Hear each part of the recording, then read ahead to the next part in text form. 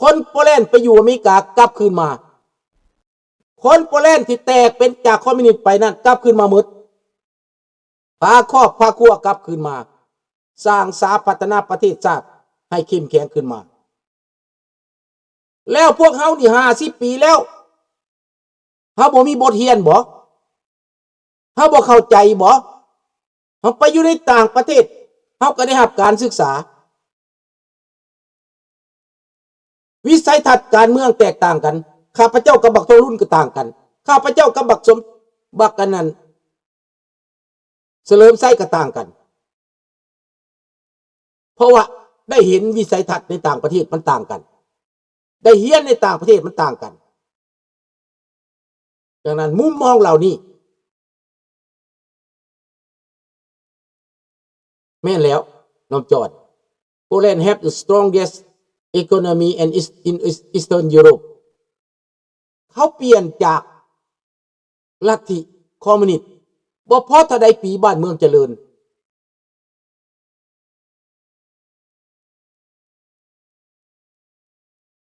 เวลา8 โมงหา9 โมงฟังลุงบ่ได้เลยเป็นหยังอย่าฟังบ่ได้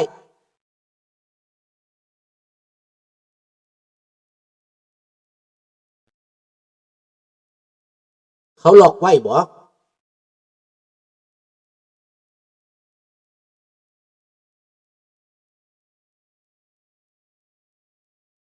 ประเทศฝรั่งเศสมันมีพรรคคอมมิวนิสต์อยู่แล้วฝรั่งเศสไปบ่ได้ก็ย้อนพรรคคอมมิวนิสต์นั่นแหละพรรคคอมมิวนิสต์สนับสนุนพวกอิหร่านหัวอูเนงเห็นบ่ฝรั่งเศสจะเห็นหยังบ่ได้คู่มือนี่ฝรั่งเศสมันไปยากย้อนพรรคคอมมิวนิสต์นั่นแหละถอยหน้าถอยหลังอยู่คู่มือก็ย้อนเป็นมีพรรคคอมมิวนิสต์ในฝรั่งเศสว่าคอมมิวนิสต์เกิดขึ้นในโลกนี้มาจากฝรั่งเศสเบิดเห็นบอกปัญหามันออกมาจากฝรั่งเศสเบิด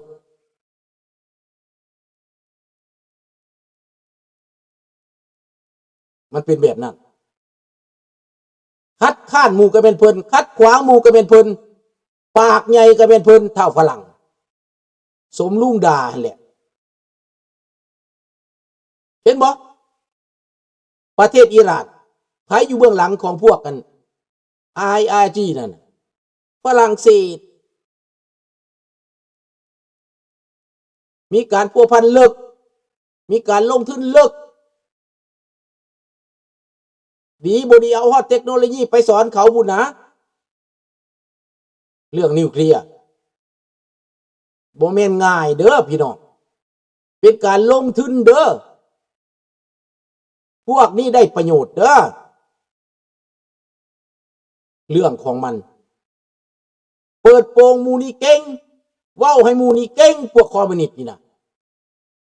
ที่ตรงพิษนี่บ่หับหยังจักอันปฏิเสธเบิดนิสัยสันดานของพวกคอมมิวนิสต์เป็นแบบนี้เด้อพวกเจ้าความเวลามันผิดนี่มันบ่หับหยังเบิดเห็นความผิดหมู่นี่ปะโต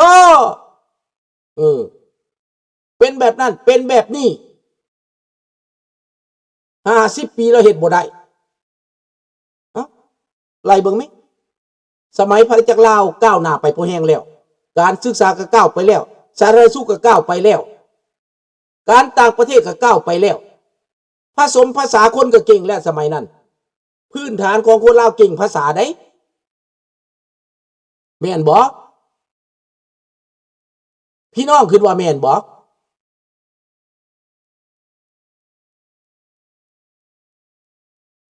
ภาษาของคนลาวที่ภาษาฝรั่งเศสอังกฤษนี่นะเก่งตั้งแต่ก่อนพุ่นไหนป.6 นี่พวกใดไปเซ็กซงอังกฤษหมู่ของข้าพเจ้าเด้เรียนห้องเดียวกันไอ้หมอนี่ย้ายไปเวียงจันทน์ก็เลยไปเรียนอังกฤษไปเข้าเซ็กซงอังกฤษข้าพเจ้าไปอยู่น้ำฝรั่งก็ได้ฝรั่ง2 คนหมู่ข้าพเจ้าบักหนึ่งไปเยอรมันก็ได้เยอรมันแต่บักไปเยอรมันหันบ่ได้ถูกกลับขึ้นมาได้เป็นอาจารย์กลับขึ้นมาแล้วได้เป็นที่ปรึกษาอยู่ในกระทรวงก็บ่ได้กินหยัง ทุกข์ยากปากหมองบักนั้น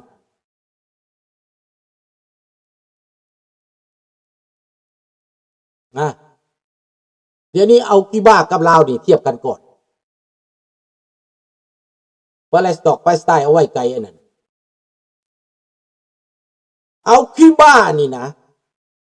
ประเทศมีทุกอย่างแต่เป็นอย่างถูก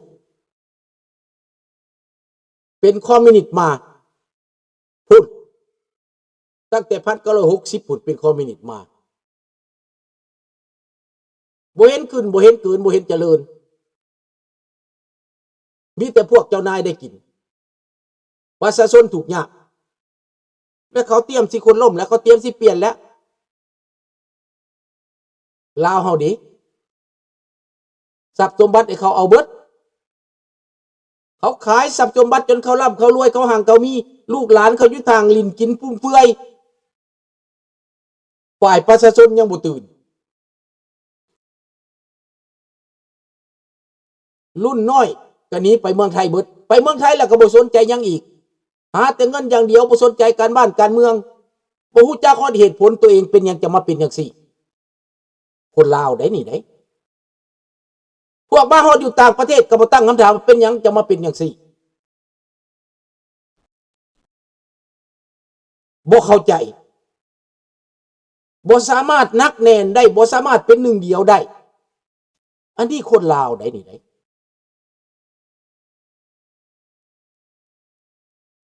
เห็นบ่คนคิวบาในอเมริกาต่อสู้ทางการเมืองเป็นก้อนเป็นหน่วย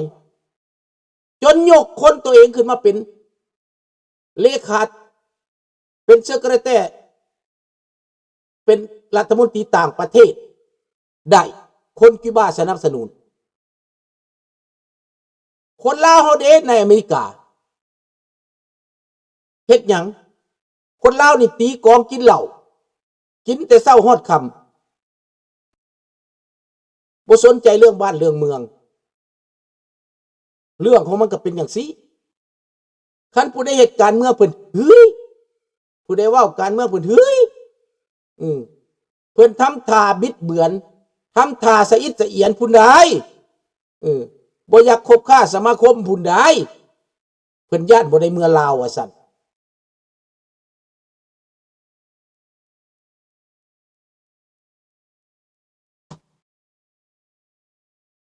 และพี่น้องคิดเบิ่งเด้อพี่น้องเด้อคิดเอาว่าเป็นหยังมันจะเป็นจังซี่เป็นหยังคนลาวเฮาจังตกต่ำขนาดนี้บ้านเมืองเฮาจะมาเป็นแบบนี้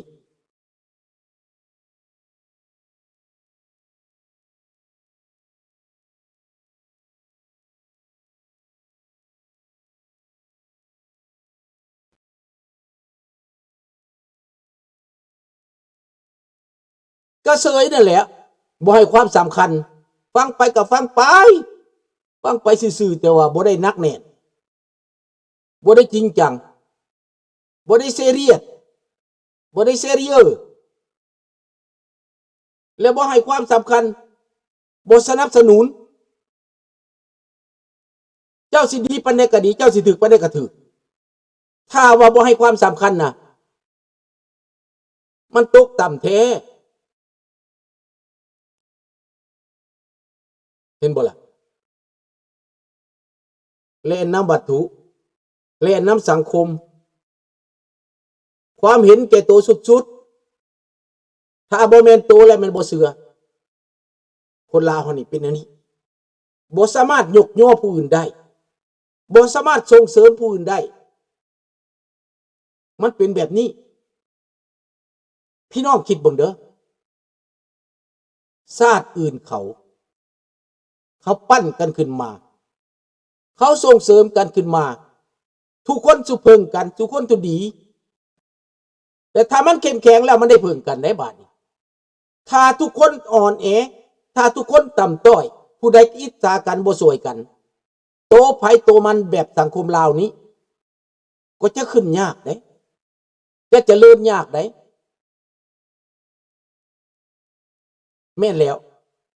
อังธนพรเว้าถือคนลาวบ่สนใจกับบ้านกับเมืองตัวเองบ่มองเห็นอนาคตตัวเอง นั่นแหละว่าคนลาวบ่มีความคิดเป็นของตัวเองข้าพเจ้าว่ามันเป็นของตัวเองหลายโพดมันเป็นลาวแบบลาวโพดนะมันโมเมนต์บ่เป็นตัวเองมันเห็นแก่ตัวเองโพดเอ้าเบิ่งเขาคือจะจ่อไหมความเสียสละของคนนี่ต่างกันไหมถ้าว่าเมืองลาวเป็นแบบนี้เฮาบ่สมควรจะไปส่งเสริมมันบ่สมควรจะเที่ยวเมื่อเที่ยวมาอยู่ตลอดไปเทื่อเดียวเห็นแล้วเปลี่ยนใจโลดบ่ได้ดีบ่ดีก็ต้องเที่ยวไปเที่ยวเมื่อนี่มันเป็นการไปส่งเสริมเด้ฮู้อยู่ว่ามันบ่ดีแต่ส่งเสริมมันต่อไปให้มันอยู่ได้ต่อไปแท้ที่มันสิตกสิหล่นแท้ที่มันสิตายมันบ่ตายผมไปต่อให้มันอยู่นั่นตัวนี้แหละมันเป็นความคิดตัวเองหลายโพดเกินไปบ่แม่นว่าบ่แม่นความคิดตัวเองนะมันเป็นความคิดตัวเองหลายโพดของตัวเองหลายโพดถ้าเป็นความคิดแบบสากลนั่นน่ะเขามีหลักการจิตใจสากลเขามีหลักการได้เขาเห็นแก่ส่วนรวมได้เขาเห็นแก่คนทั้งโลกได้เขาส่งเสริมในสิ่งที่ควรส่งเสริมได้เขา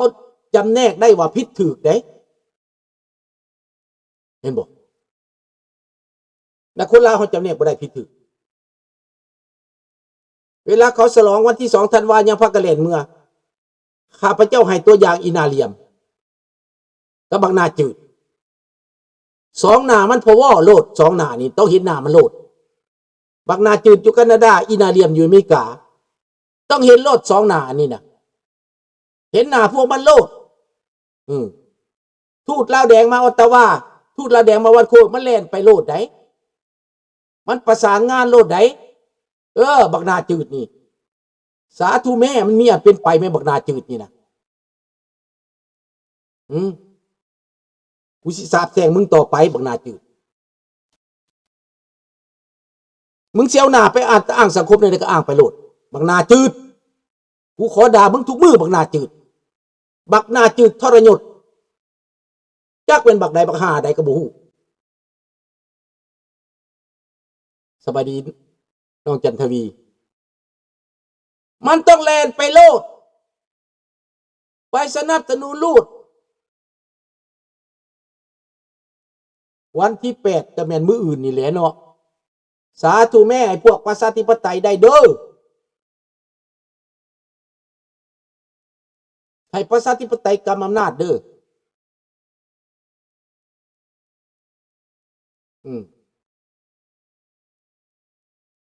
2 พรรคนั่นแหละเอาพรรคเพื่อไทยกับพรรคประชาชนนั่นแหละครับพระเจ้านี่ให้2 พรรคนี้ได้มาเป็นรัฐบาลคือสิเป็นอยู่ดอกตามเบิ่งนี่พรรคอื่นไปเป็นฝ่ายค้านพระเจ้าหนุบได้นี่ได้เอาอยู่บ่น้องธนพรให้2 พรรคนี้มาเป็นรัฐบาลรวมกัน2 พรรคเป็นรัฐบาลเสียงส่วนหลาย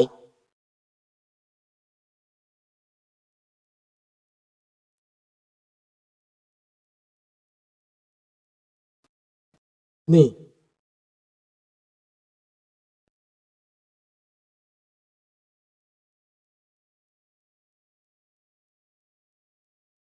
แน่นอนลุงก็คิดว่าแนวนั้นคิดว่าแนวนั้นคันบ่มีอุบัติเหตุแนวอื่นแต่ว่าครั้งนี้ประชาชนคือสิยอมยากแนวใดก็ประท้วงทั่วประเทศโลดคันไปล่มนี่คันไปล่มเกมตัวนี้ลุกเป็นไฟเลยแหละพี่น้องครั้งนี้นะข้าพเจ้ามั่นใจเอาบ่อยู่แน่ๆโลด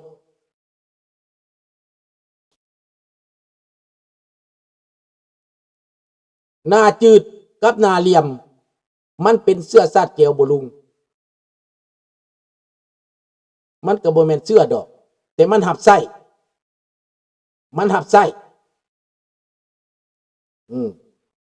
มันเป็นหมาพานในเขาหมาพานของเผด็จการพี่น้องมันมาดมกินในต่างประเทศดมกินในแคนาดา